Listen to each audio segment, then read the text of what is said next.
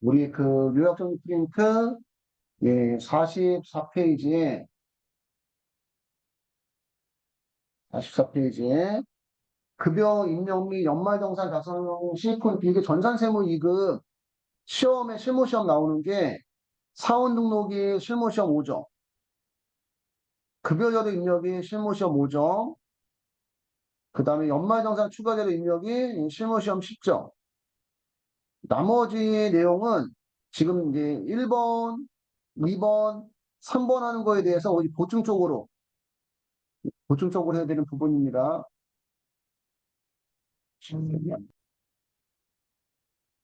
나머지 이제 4번, 5번, 6번, 7번 내용은 우리가 이제 문제 1번, 2번, 3번 푸는 거에 대한 이제 보충적인 내용이라고 보시면 되고요. 요거 우리 소득세 이동할 때도 했던 부분이죠, 그지? 사원 등록은 무슨 공제다, 우리가? 인적 공제. 요거 이제 외워서 예, 우리가 입력하는 게 실무시험 5점이라고 보시면 돼요. 인적 공제다. 예, 우리 인적 공제는 이제 무슨 공제와 기본 공제와 추가 공제가 있고, 기본 공제는 1인당 얼마씩? 150만 원씩이고, 기본 공제는 소득 제한도 있고, 연령 제한도 있어요. 그지? 소득 제한은 어떻게 되나? 소득 제한은 종합소득금액, 폐소득금액, 양도소득금액 합계가 얼마냐? 100만 원 이하, 그지? 100만 원 이하고, 근로소득금액만 있으면 얼마냐? 150만 원 이하인데, 근로소득금액 150만 원 이하는 총급이 얼마냐? 총급이 얼마냐? 500만 원 이하고 같은 표현이에요. 같은 표현. 응? 지금 한번 이제 우리 실무 들어가기 전에 먼저 한번 읊어보고 들어가는 거예요. 읊어보고. 연령 제한은 몇 세 이하거나 20세 이하 또는 60세 이상이 되고 배우자, 장애인, 수급자, 배장수는 연령을 본다 안 본다? 안 본다. 연령은 안 보지만 소득은 봅니다. 자, 추가 공제는 무슨 공제 대상자 중에서만 기본 공제 대상자 중에서만 가능하고 그러니까 기본 공제가 안 되면 추가 공제도 안 됩니다. 경로우대는 70세 이상 얼마고? 100만 원이고 장애인은 200만 원이고 한부모 공제는 예, 한부모 공제는 이제 배우자가 없는 거주자로서 기본 공제 대상 자녀가 있는 경우 100만 원 추가 공제해주고 예, 부녀자 세대주 또는 맞벌이 여성은 추가로 얼마? 50만 원. 예. 부녀자 세대주 또는 맞벌이 여성은 소득 금액이 3천만 원 이하야 되고 만약에 한부모 공제와 예, 부녀자 세대주 또는 맞벌이 여성이 중복되는 경우는 중복 공제가 안 돼요. 그런 경우는 한부모 공제를 선택해야 돼. 시험에서는. 자, 자녀세액 공제는 예, 기본 공제 대상자 중 8세 이상 자녀가 있는 경우 2인까지는 1인당 얼마씩? 15만 원씩 세액 공제 해주고 2인 초과 1인당은 30만 원 세액 공제고 출산 및 입양에 따른 세액 공제는 당해연대 출산했으면 당해연대 출산했고 입양했으면 30만 원, 둘째일 땐 50만 원, 셋째일 땐 70만 원 세액 공제 해주고 자, 급여자료 입력은 급여 명세서 폼을 작성하는 작업입니다. 급여 명세서 틀을 만드는 작업인데 여기 이제 수당 등록과 공제 등록이 있고 수당 등록에는 이제 가세 수당과 비과세 수당이 있어요. 수당 등록에는 가세 수당과 비과세 수당이 있고 자, 비과세 수당은 첫 번째가 야간 근로 수당. 야간 근로 수당은 연간 얼마까지 공제? 240만 원까지 비과세고 공제가 아니에요. 그지? 연간에서 240만 원까지 비과세고 생산직 근로자야 되고 직전에는 총급여가 얼마 이하야 되고 3천만 원 이하야 되고 월정액 급여가 얼마 이하? 210만 원 이하야 됩니다. 그리고 이제 생산직 근로자고 직전에도 총급여가 3천만 원 이하면 사원 등록에 한번 들어가 봐요, 여러분들. 코드원은 어디든지 상관없어, 상관없이. 저랑 똑같이 들어가는 4,302번에 원천징수에 사원 등록 있어, 사원 등록? 원천징수에 사원 등록에 들어가셔서, 예, 그 사원이 등록되어 있고 기본사항 있어 기본사항. 기본사항에 가보시면 10번에 생산직이면 생산직에 체크하고 그 다음에 전년도 총급여가 얼마 이하면 3천만 원 이하면 연장근로 비과세 열하고 또 체크하고 그리고 월정액 급여는 우리가 급여자를 입력하면 프로그램이 월정액 급여 계산해서 생산직이고 전년 총급여가 3천만 원 이하라서 연장근로 비과세 체크를 했어도 월정액 급여가 210만 원 이하일 때는 자동으로 연장근로 수당 비과세가 되고 월정액 급여가 210만 원 넘어가면 자동으로 가세가 돼요. 프로그램에서. 나머지는 또 하면서 봐야 될 것 같고요. 식대는 별도의 식사를 제공받는 조건, 제공받지 않는 조건. 제공받지 않는 조건은 월 얼마까지? 20만 원까지 비과세고 자가운전 보조금은 본인 소유 차량을 회사 업무에 사용하고 근거 출장에 사용하고 실비받지 않는 조건은 월 얼마까지? 20만 원까지 비과세입니다. 여기 본인 소유 차량의 의미는 배우자 공동명의 포함입니다.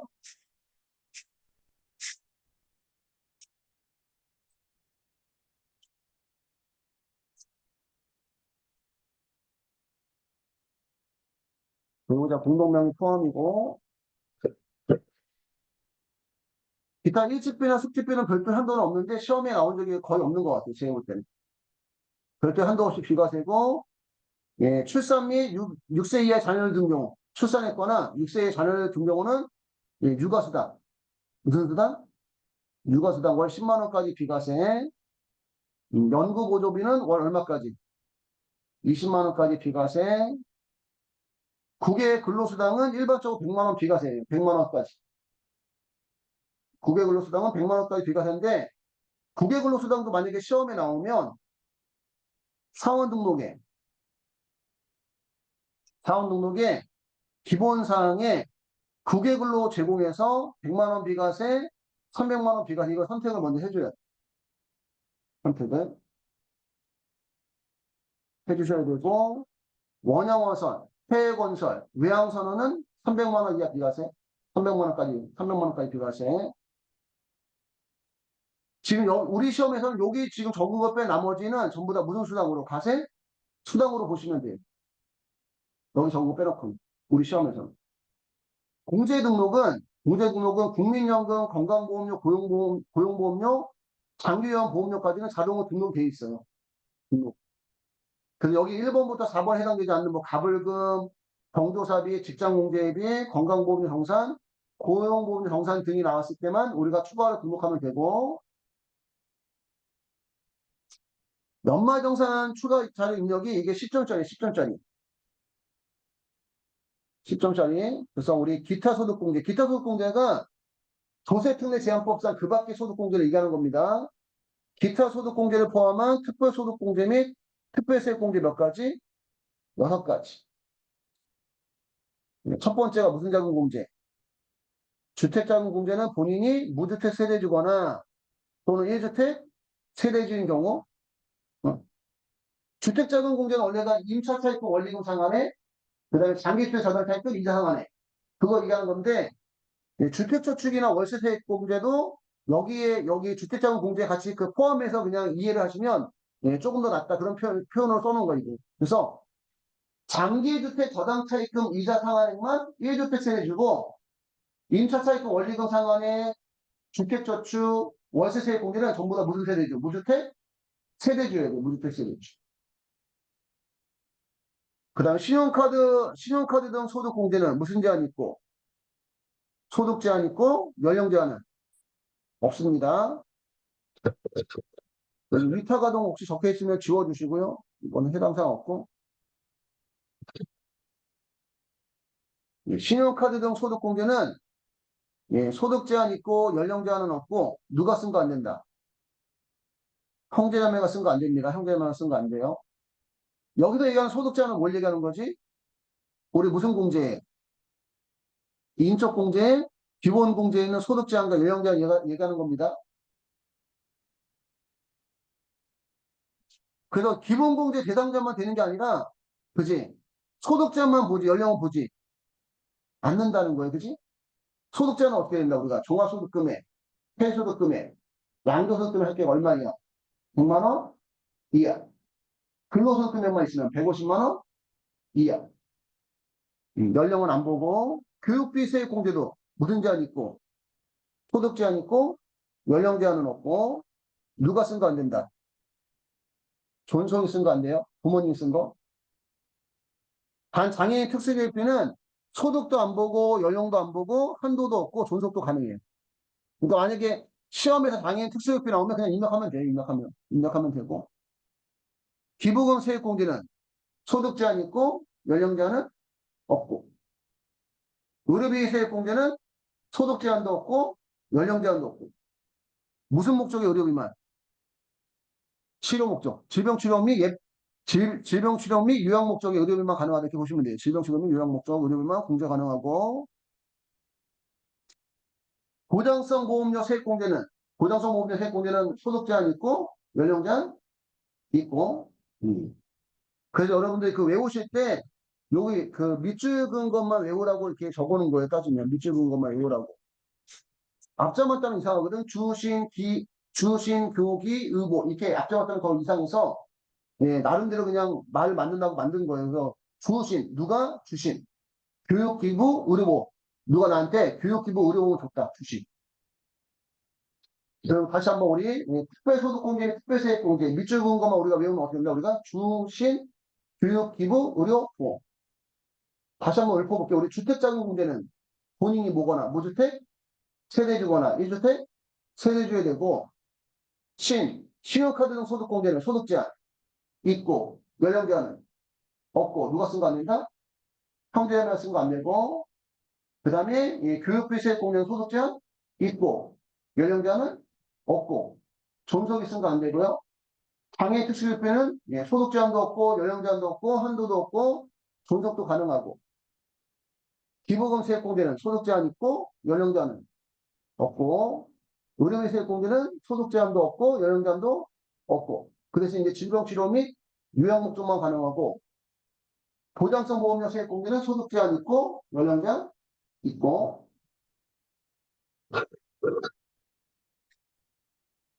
우리 소득을 줄 때 원천징수 이행상황 신고서는 소득을 줄 때 원천징수했으면 소득을 줄 때 무슨 징수했으면 원천징수했으면 자동으로 원천징수 이행상황 신고서에 반영이 돼요. 반영이 되는데 중도 퇴사자 중도 퇴사자 연말정산을 해야지만 그 내용이 원천징수 이행상황 신고서에 반영이 된다는 얘기예요. 왜 우리 일반적인 근로소득에 대한 연말정산 언제 하지? 다음 연도 몇 월달에? 2월달에 하거든? 연말정산 원래. 근데 중도퇴사하면 왜 중도퇴사 연말정산 해야 되냐면 오늘 우리 소득세 이론 마지막 정리하면서도 얘기했었는데 대부분의 소득공제 및 세액공제가 근로자만 돼, 대부분. 근데 오늘 퇴사하고 나면 앞으로 근로자가 될지 안 될지 전다 모르기 때문에 중도퇴사하면 중도퇴사 정산을 해줘야 된다는 거지. 그래서 왜 중도 퇴사를 하게 되면 중도 퇴사 연말정산을 해야지만 그 내용이 원천인수 이행상황 신고서에 반영되고 중도 퇴사자 연말정산을 하려면 사원 등록에 무슨 일자를 퇴사 일자를 입력을 하셔야 돼요. 사원 등록에 들어가 보시면 사원 등록의 기본사항에 사원 등록 기본사항에 오른쪽 하단에 퇴사 연원을 입력하는 창이 있죠. 그지? 여기다가 입력해 줘야지만 중도 퇴사 연말정산이 되고 퇴사일자를 입력하지 않으면 중도 퇴사자 연말정산이 안 됩니다. 그 다음 우리 부양가족은 가세기간 종료일인 12월 30일 현재 가세기간 종료일인 12월 30일 현재 주민등록사 생계를 같이 해야 돼요. 원칙은. 근데 존속, 배우자, 귀속은 동거하고 있지 않아도 무슨 가족으로 부양 가족으로 보고 존속은 이제 표현이 어떻게 나 표현이 무슨 형평상 주거 형평상 별거하고 있는 경우 이렇게 표현이 나옵니다. 뭐 같은 얘기라고 보시면 되고요. 배우자나 귀속은 동거하고 있지 않아도 동거인으로 보고 형제나 자매나 또는 수급자 형제나 자매나 수급자는 주민등록표상 생계를 같이 해야지만 동거인으로 봅니다. 그래서 존속에 우리가 이제 그 부양가족이 되려면 여기 십자가에 걸려야 되니까 존속 부모님의 형제자매 삼촌이나 이모 고모 된다 안 된다? 안 되고 형제 및 자매까지는 되는데 형제 및 자매의 배우자 된다 안 된다? 안 되고 그치? 그럼 형제나 자매의 배우자의 그러니까 형제 자매의 자녀도 안 되는 거죠 자녀도 그치? 형제 자매의 자녀도 안 돼요. 비속까지 자녀는 부양가족에 들어가지만 비속의 배우자는 부양가족이 됐어요? 없다. 근데 비속이 자녀가 기본공제 대상 장애인이고 그 배우자도 소득 없는 장애인이라면 전부 다 내가 다 먹여 살려야 되기 때문에 그런 경우는 기본공제 또는 부양가족이 될 수가 있고 배우자나 비속은 동거하고 있지 않아도 부양가족에 해당이 되고 존속은 주거형평상 별거 중인 경우 부양가족에 해당이 되고 형제, 자매, 수급자는 주민등록상 생계를 같이 해야 되는데 주민등록상 생계를 같이 하지 않아도 사업상, 근무상, 질병상, 취약상의 원인으로 일시 퇴거한 경우도 무슨 가족에? 부양가족에 들어간다고 보시면 되고요. 지급조서, 소득을 줬다는 보조서류가 지급조서 또는 지급명세서인데 지급조서 미제출 항목은 비과세인 자가운전 보조금, 사택제공이익, 중소기업 종업원의 주택자금 대여이익, 일찍비나 숙직비는 이 지급조서 미제출 항목으로 급여자료 입력에 입력을 해도 원천징수 이행사항 신고서에 지급액에 포함이 안 돼. 이건 이제 문제를 풀어봐야 될 거, 이것도. 잘 나오는 부분도 아니고, 이거는. 7번은 되게 중요해요. 7번. 7번이 되게 중요합니다. 사원 등록 및 연말정산 시 소득 제한에 걸리지 않는 경우, 사원 등록 및 연말정산 시 소득 제한에 걸리지 않는 경우, 총 급여 또는 총 근로소득이 얼마 이하? 500만 원 이하. 또는 근로소득 금액이 얼마 이하? 150만 원 이하 소득제한 걸리지 않습니다. 이 소득제한은 어디서 보는 거야, 우리가? 뭐 할 때? 사원등록에 무슨 공제? 기본공제할 때 소득제한 보고, 그 다음에 연말정산 추가자료 입력할 때 신용카드 등 소득공제, 교육비 세액공제, 기부금 세액공제, 의료비 세액공제, 보장성분 세액공제 이런 거 볼 때, 그지? 소득을 본다는 얘기입니다. 그것 때문에 여기서 우리가 정리하고 넘어간다 이렇게 보시면 돼요. 그래서 사원 등록 및 연말정산 시 소득 제한에 걸리지 않는 경우는 총 급여 또는 총 근로소득이 500만 원 이하 또는 근로소득 금액이 150만 원 이하야 되고 분리과세 소득만 있는 경우는 무등적 원천징수, 완납적 원천징수, 완납적 원천징수가 되면 종합소득이 안 들어가요. 종합과세 소득에.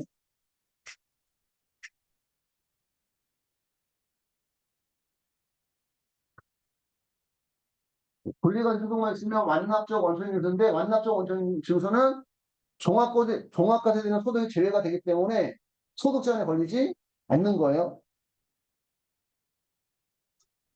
이자 소득 금액과 배당 소득 금액 합계가 얼마이야? 이자 소득 금액과 배당 소득 금액 합계가 얼마이야? 2천만 원이야. 요 2천만 원을 우리가 뭐라고 표현한다? 금융소득, 종합과세, 기준소득 금액, 금융소득, 종합과세, 기준소득 금액.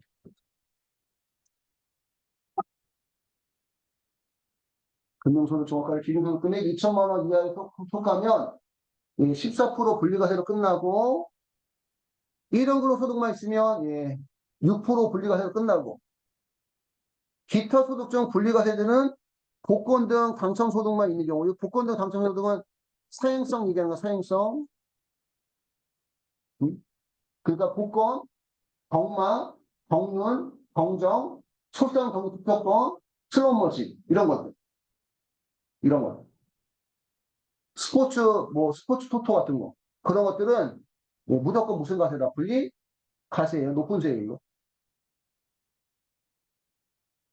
선택적 분리과세 소득은 원래 종합과세와 분리과세 중 선택할 수 있다는 건데 우리 시험에서 선택적 분리과세 소득에 해당이 되면 전부 다 분리과세 선택하는 걸 보시면 돼요. 원래는 선택적 분리과세가 정확하게 뭐 하는 건데, 선택할 수 있는 건데, 우리 시험에서는 전부 다 무슨 과세 선택해서 과세를 선택해서 소득세는 걸린다, 안 걸린다? 안 걸린다 보시면 돼. 여기에 속하면. 주택임대 총수익 금액이 2천만 원 이하, 총 사적연금 소득은 1,200만 원 이하든 1,200만 원 초과든 전부 다 분리과세고, 1,200만 원 이하는 5%부터 3%까지 선택적 분리과세고, 1,200만 원 초과는 15% 분리과세. 올해 새로 생겼죠. 올해가 아니고 작년이구나, 그지? 새로 생겼고, 기타소득 금액은 얼마 이하일 때? 300만 원 이하일 때 선택적 분리과세. 선택적 분리과세에 해당이 되면 그냥 그 소득세는 걸리지 않는 걸로 보시면 돼요. 우리 시험에서. 여기까지 해서 요 지금 정리한 내용들이 우리가 급여인력 및 연말정산 작성 시 포인트라고 보시면 됩니다.